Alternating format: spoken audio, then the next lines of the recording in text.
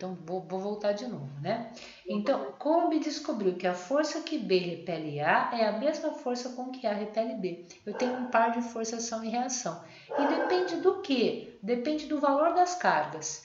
O valor sem o sinal. Então, eu vou falar que a força com que A repele B, em módulo, não estou colocando o símbolo de vetor, eu estou calculando só o valor, tem o mesmo valor da força com que B repele A e depende do quê, né? Do produto da carga A vezes a carga B, mas sem o sinal. Então, quando eu quero só o valor da carga sem o sinal, eu coloco duas barras aqui, ó.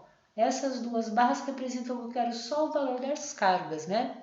E é interessante porque depende da distância entre essas cargas também, né? Então, quanto mais distante as cargas estiverem, a força vai diminuindo, né? Só que ela não diminui com a distância, ela diminui com o quadrado da distância. Isso é uma coisa muito importante, né? Significa o quê? Isso é algo que a gente tem que compreender, né? Vamos supor que eu sei a força entre a carga A e B, eu sei que é uma força de 20 newtons, quando essa distância entre a carga, por exemplo, é uma distância de 2 metros, né? Então, eu fiz esse cálculo, a força é 20 newtons quando a distância é uma distância de 2 metros. Se eu afastar muito essas duas cargas, imagina aqui que eu dobre a distância, né? Então, a distância era 2, eu multiplico por 2, essa distância fica 4 metros. O que vai acontecer com a força? O inverso da multiplicação, ela vai ficar menor. Então, eu não vou dividir por 2, eu não vou multiplicar por 2, eu vou dividir. Eu vou dividir pelo mesmo fator, só que é pelo fator ao quadrado. Então, a nova força vai ser 20 dividido por 2 ao quadrado, vai ser 20 dividido por 4. Então, a nova força, 20 dividido por 4, vai ser igual a 5 newtons. Tá? Vocês vão falar, professora, e se eu tivesse triplicado essa distância, né? Então, eu tinha lá uma força de 20 newtons quando a distância era igual a 2 metros, né? Imagina que eu aumentei muito a distância, eu multipliquei essa distância por 3, eu tripliquei a distância.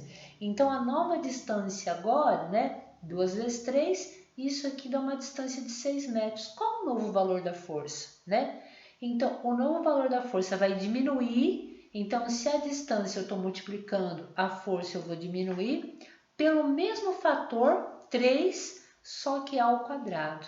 Então, a nova força, que eu vou chamar de F', é 20 dividido por 3 ao quadrado, é 20 nonos de Newton. Isso é que significa, na lei de Coulomb, a força ser o inverso da distância ao quadrado, né? Então, conforme a distância aumenta, a força diminui com o mesmo fator ao quadrado. E o contrário, se a distância diminuir, a força vai aumentar, tá bom? E depende de uma constante chamada de K, é a constante eletrostática do meio, né? Esse K é 1 sobre 4πε, onde epsilon é aquilo que é medido no laboratório, né? Mas para a gente não escrever a equação 1 sobre 4πε, a gente coloca o K. Se a gente estiver no vácuo ou no ar, a gente usa o epsilon que a gente chama de epsilon zero. E aí esse K, que é o K0, é o K do vácuo, é 9 vezes 10 a nona, né? É um valor conhecido, né? Na realidade é 8,89, a gente aproxima para 9, né? Então, a não ser que ele fale que a gente não está no vácuo, a gente vai considerar que todas as cargas nos problemas estão no vácuo. E aí sempre o K, que é a constante do meio, vai ser 9 vezes 10 a nona.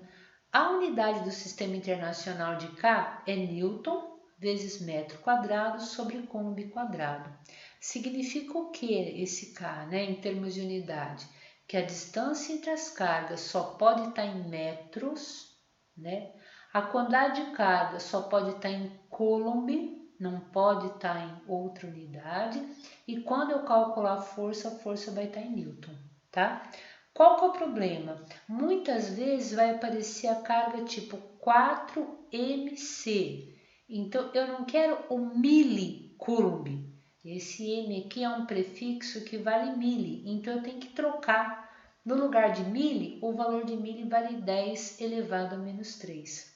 Eu posso ter tanto milicoulomb quanto microcoulomb, isso aqui é uma letra grega chamada mi, quanto nanocoulomb Coulomb quanto picocoulomb, né? Então é muito importante vocês saberem esses prefixos. O milho é 10 a menos 3, o micro vale 10 a menos 6, o nano vale 10 a menos 9 e o pico vale 10 a menos 12, tá?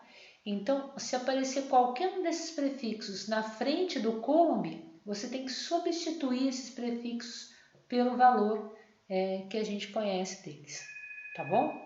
E aí, a gente vai fazer exemplos com duas cargas, depois a gente vai complicar um pouquinho mais com exemplos de 3 cargas. Agora, a gente tem que lembrar um pouquinho que força é uma grandeza vetorial, né?